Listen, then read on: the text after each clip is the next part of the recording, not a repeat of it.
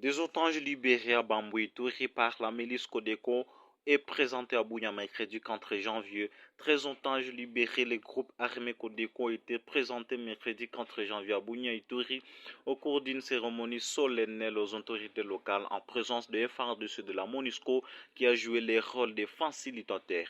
5 autres otages ont été remis le même jour à l'administrateur des territoires de Ndjougou.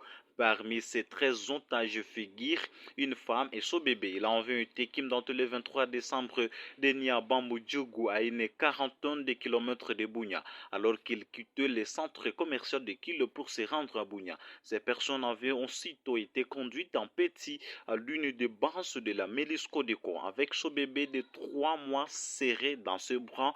Mavi manifeste Fantigué s'est réjoui d'être libre après 13 jours de la captivité.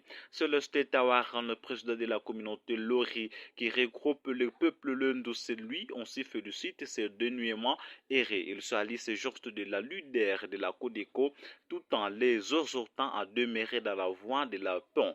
En dépit des difficultés qui jalonnent ces processus, il a reconnu en effet que les processus de paix en cours pilotés par le gouvernement avec l'appui de la MONUSCO rencontrent des défis énormes, notamment avec des attaques de la milice Zahir.